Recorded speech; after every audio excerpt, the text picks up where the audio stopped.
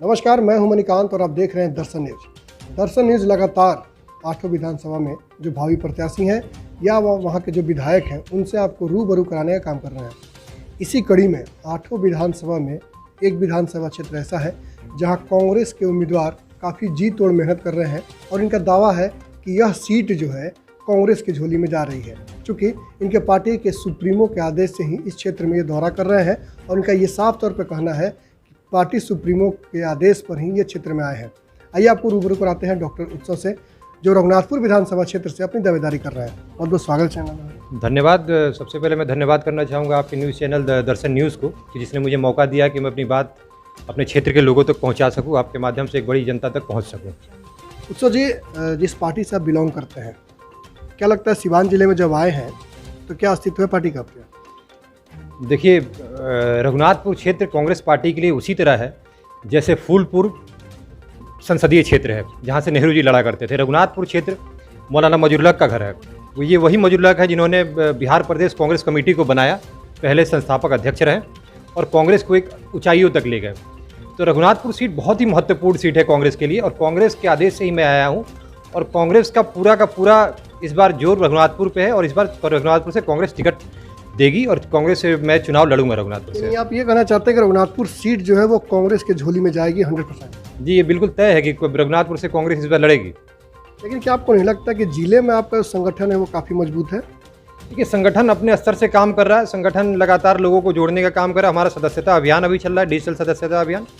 तो आप इस बार देखेंगे कि चुनाव समिति में जो बिहार प्रदेश अध्यक्ष हैं उनको भी गाँव जाके और सदस्यता करनी पड़ रही है। तो आप देखिए कि संगठन कितना इस बार जोर लगा रहा है चुनाव के लिए कि लोगों से डायरेक्ट संवाद कैसे किया जाए।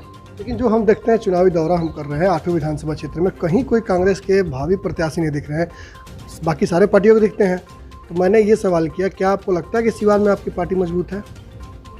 देखिए, पार्टी तो अपने स्तर से काम करे और क्षेत्र में लोग घूम भी रहे हैं। आप जाइए, हर क्षेत्र में आपको कांग्रेस के कार्यकर्ता दिखेंगे, हर कांग्रेस में आपको नेता दिखेंगे। आप रघुनाथपुर क्षेत्र में ही चले जाइए, आप जहाँ जिस गांव में जाएंगे लोग मेरे बारे में ही आपको बता देंगे कि कांग्रेस का कोई है जो यहाँ पे घूम रहा है।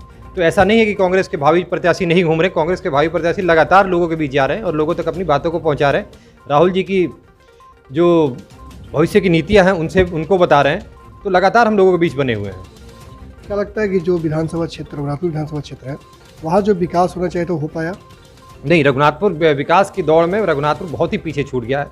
रघुनाथपुर को आगे ले जाने के लिए एक बहुत ही एक विज़न की ज़रूरत है जिसके तहत हम रघुनाथपुर को आगे ले जा सकते हैं और जिसमें हमें शिक्षा पे सबसे ज़्यादा जोर देना पड़ेगा, स्वास्थ्य पे सबसे ज़्यादा जोर देना पड़ेगा, साथ ही साथ हमें MSME को बढ़ावा देना पड़ेगा, छोटे लघु और कुटीर उद्योग को बढ़ावा देना पड़ेगा।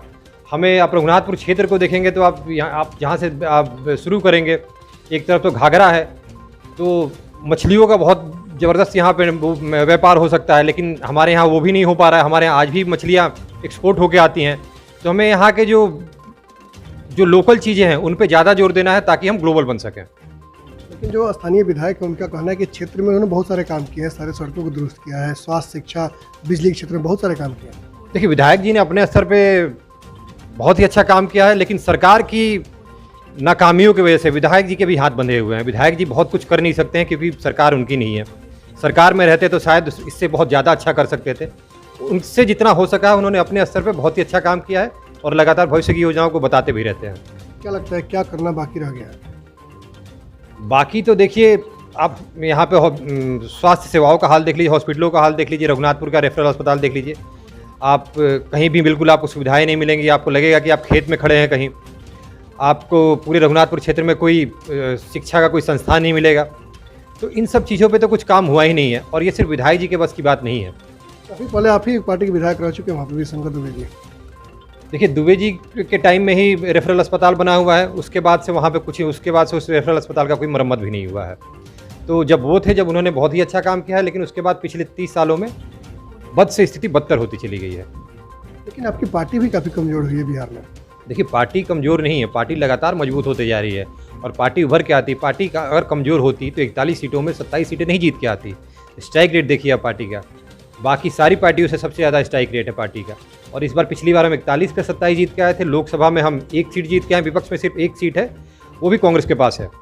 और इस बार हम देखिए कम से कम 100 पे हम सीटों पे चुनाव लड़ेंगे और ज़्यादा से ज़्यादा सीटें जीत के आएंगे। अगर गठबंधन में होता है तो, नहीं तो बाकी देखिए क्या होता है। लेकिन पिछले विधानसभा चुनाव देखा तो सारण कमिश्नर में सिर्फ एक ही सीट मिला था।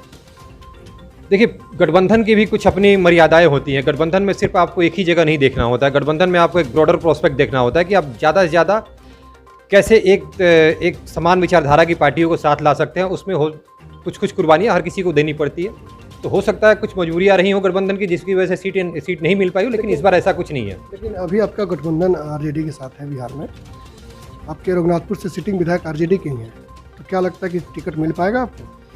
देखिए पार्टी के आदेश, सर मैंने आपको पहले ही बताया, रघुनाथपुर बिल्कुल वैसे ही है जैसे फूलपुर है कांग्रेस के लिए। कांग्रेस और रघुनाथपुर इस बार कांग्रेस लड़ने जा रही है और मैं चुनाव लड़ूंगा यहाँ से कांग्रेस से, तो आप बिल्कुल निश्चिंत रहिए, मैं चुनाव इस बार लड़ रहा हूँ। लड़ना तय है आपका? जी बिल्कुल, इस बार आप बिल्कुल कांग्रेस को लेकर निश्चिंत रहिए, मैं इस बार चुनाव लड़ूंगा यहाँ से। ये थे रघुनाथपुर विधानसभा से कांग्रेस के प्रत्याशी हैं और ये भावी प्रत्याशी वहाँ से, उनका ये दावा है कि इस बार कांग्रेस इनको टिकट वहाँ से देगी और चुनाव लड़ेंगे और क्षेत्र में जो बाकी बचे कार्य हैं उसको भी पूरा करेंगे और लघु उद्योगों पर मेन इनका ध्यान होगा। लेकिन अब चुनाव आ रहा है, चुनाव के समय ही पता चल पाएगा कि जनता और पार्टी कितना सपोर्ट करती है। मणिकांत, दर्शन न्यूज़, सिवान।